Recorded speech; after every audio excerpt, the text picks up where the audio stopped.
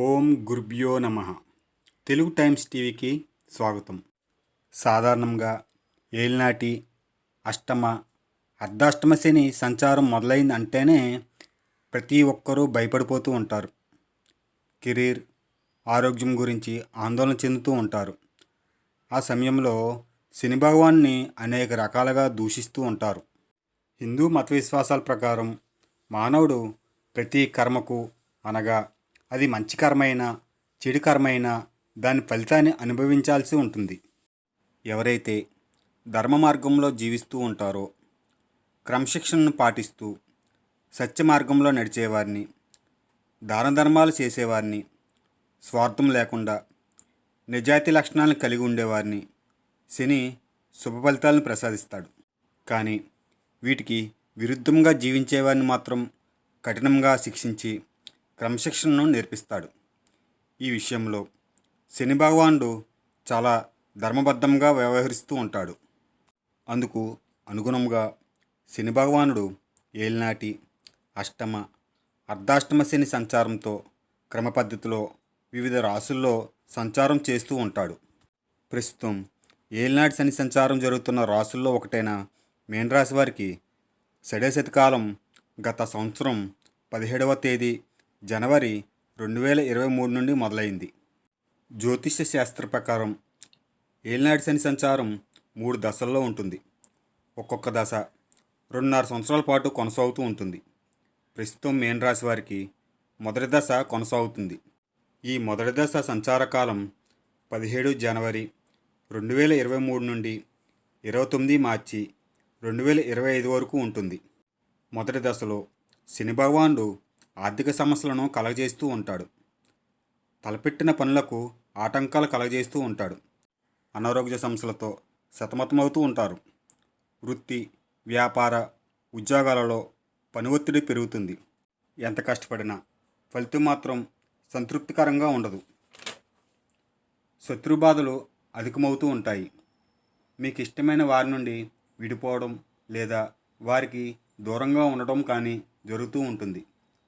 ఈ దశలో ఆర్థిక సమస్యలు పెరగటం వలన రుణములను చేస్తారు. మీనరాశి వారికి ఏలినాటి శనిలోని 2వ దశ 29 మార్చి 2025 నుండి 3 జూన్ 2027 వరకు మరియు 20 అక్టోబర్ 2027 నుండి 23 ఫిబ్రవరి 2028 వరకు ఉంటుంది. ఈ దశలో ఆయా రాశుల వారికి స్నేహితులు, బంధువులతో విరోధాలు, ఆకస్మిక ఖర్చులు, ఇరుగు పొరుగు వారితో వాదనలు, ఘర్షణలు సంభవిస్తూ ఉంటాయి. జీవిత భాగస్వామితో విభేదాలు, ఉద్యోగ స్థానంలో పై అధికారుల వలన, మీ సహా ఉద్యోగస్తుల వలన విభేదాలు పెరిగి సమస్యలు పెరుగుతూ ఉంటాయి. తీవ్రమైన ఆందోళన కారణంగా ఆరోగ్య సమస్యలు ఏర్పడుతూ ఉంటాయి. జీవితం నిరాశజనకంగా గడుస్తూ ఉంటుంది.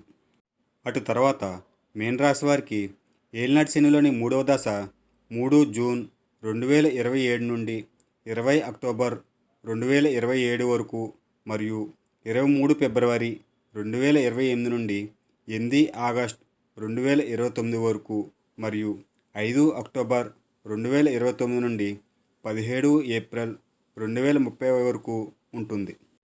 17 ఏప్రిల్ 2030 నాటికి మీనరాశి వారికి ఏలినాటి శని సంచారం ముగుస్తుంది. 3వ దశలో ఆయా రాశుల వారికి గృహంలో మీ మాటకు విలువ లేకపోవడం జరుగుతుంది. ఆదాయం తగ్గి ఖర్చులు పెరగడం, మానసిక ఆందోళన, సౌఖ్యానికి దూరం అవడం, ఆరోగ్యం మందగించడం జరుగుతూ ఉంటుంది. ఇరుగు పొరుగువారు, బంధువులు మిమ్మల్ని తక్కువ చేసి చూడడం జరుగుతుంది. ఇంటా బయట సమస్యలు ఆందోళన కలిగిస్తూ ఉంటాయి. ఏలినాటి శని దోషం నుండి విముక్తి కోసం మీనరాశి వారు ప్రతిరోజు హనుమాన్ చాలీసాని పఠించడం, శివాలయ దర్శనం, వెంకటేశ్వర స్వామిని ప్రార్థించడం, శనివారం శనికి తైలాభిషేకం చేస్తూ ప్రతి శని త్రయోదశి రోజున విడవకుండగా శనికి నువ్వుల నూనెతో దీపం వెలిగించాలి. నల్లని వస్త్రములు దానం చేయాలి. నిరుపేదలకు సహాయం చేస్తూ ధర్మ మార్గంలో నడిచేవారికి ఏలినాటి శని ప్రభావం తగ్గుతుంది.